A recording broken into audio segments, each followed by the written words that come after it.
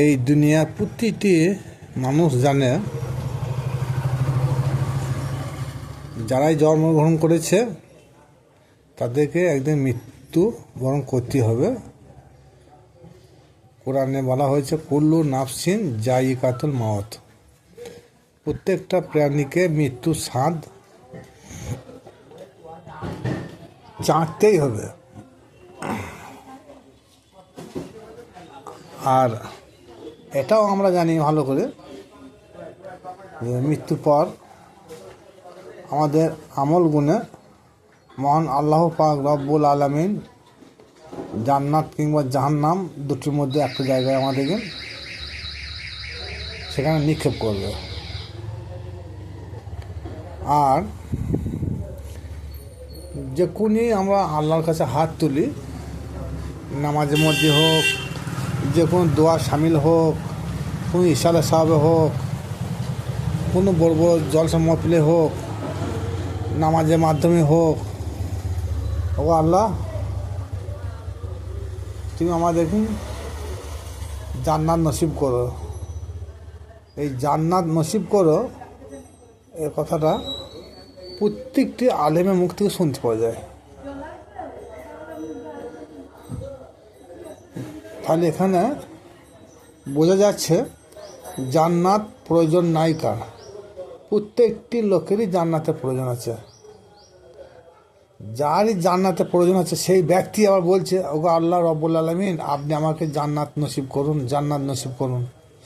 জান্নাত যদি সত্যিকারে এতই আমাদের প্রয়োজন, তাহলে মরার পর যারা জান্নাতের উপর বিশ্বাস করছে বা করে নিয়েছে, তাদের কর্তব্য সঙ্গে সঙ্গে মৃত্যুবরণ করা দরকার। কারণ মরার পর যদি জান্নাত হয়, তাহলে যখনই উপরওয়ালার কাছে হাত তুলব, তো সেই সঙ্গে সঙ্গে এটাও বলা দরকার যে ওগো আল্লাহ রব্বুল আলামিন তোমার সৃষ্টি জগতে সব থেকে জান্নাতকে তুমি শ্রেষ্ঠ মর্যাদা দিয়েছ, সৌন্দর্য কারুকার্য করে সাজিয়েছ, অনেক নিয়ামত সেখানে পাওয়া যাবে, 70টা হুর গেলেমন পাওয়া যাবে, সেখানে যা খাদ্যদ্রব্য, যা বাসস্থান পৃথিবীর কোনায় কোনায় খুঁজে পাওয়া যাবে না, এরকম তো আমরা শুনতে পাই।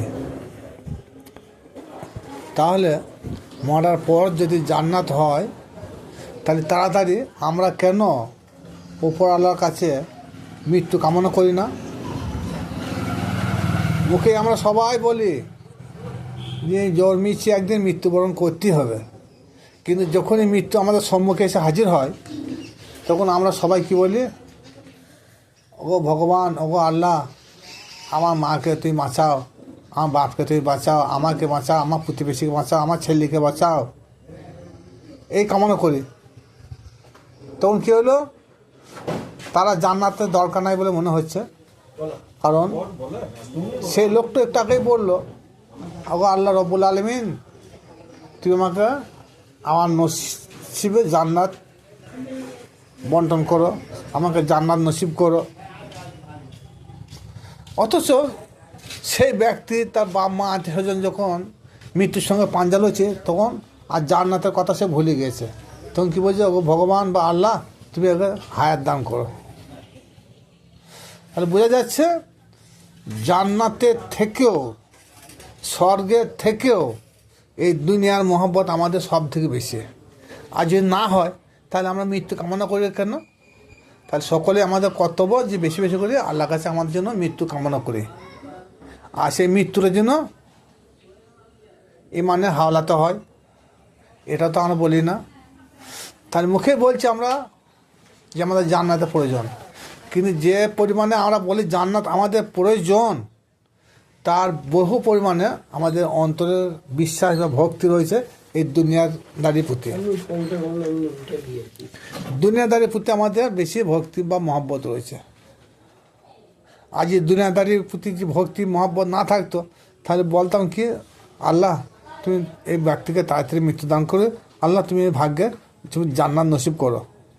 কিন্তু তা কেউ বলি না, ডাক্তার ডাক দিই, বড় বড় হসপিটাল নিয়ে যায়, দেশ থেকে বিদেশ নিয়ে যায়, কী জন্যে?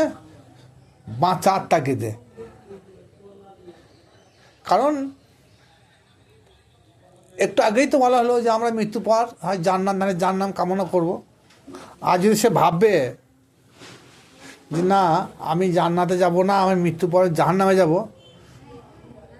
এটা যদি সে অন্তর থেকে বিশ্বাস করে নেয়, তাহলে সেটা তার দ্বারা একটাও মিথ্যা কথা হবে না, খারাপ কাজ হবে না, সুদ খাবে না, জন্তুর জানোয়ারের মতো সে ব্যবহার করবে না। কারণ তার দিলের মধ্যে সবসময় মৃত্যু ভয় রয়েছে। কিন্তু দিলের মধ্যে মৃত্যু ভয় আমার থাকে না, আমাদের মৃত্যু ভয় থাকে মৌখিকতা ভাব। হ্যাঁ, অন্তরে যদি আমরা মৃত্যু ভাব আনতাম, মৃত্যুকে ভয় করতাম, তার নিশ্চয়ই আমাদের দ্বারা একটাও পাপ কাজ সংঘটিত হতো না। আর এটাও বলতে চাই, এই রক্ত মাংস শরীরে আমরা যদি ভালো কাজ করি, সেটাও এই রক্ত মাংস শরীরেই আমরা ভোগ করব এই দুনিয়াদারিতে। আর এই রক্ত মাংস শরীর দ্বারা যদি খারাপ কাজ করি বা বদ কাজ করি, তাহলে তার শাস্তি এই রক্ত মাংস শরীরকেই ভোগ করতে হবে, এই দুনিয়াতেই হবে। সুতরাং এতদিন যারা বলে এসেছে বা এখনও বলে আসছে, আগামীকাল বলবে কি মরার পর জান্নাত, মরার পর জান্নাত, তাদের উদ্দেশ্যে বলতে চাই, দয়া করে সূরা ফজরের শেষের দিকে আয়াতগুলো একটু লক্ষ্য করবে, তাইলে বুঝতে পারবে যে জান্নাতটা মরার আগে না মরার পরে। ওই আয়াতে লেখা আছে ফাদ খুলি ফি ইবাদি ওয়াদ খুলি জান্নাতি। তোমরা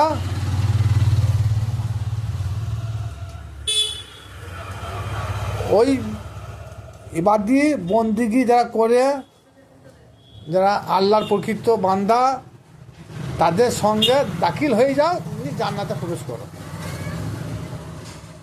তাহলে এই সূরা ফজরে আয়াত অনুযায়ী বোঝা যাচ্ছে যে জান্নাত বর্তমানকাল, মরার পরে জান্নাত নাই।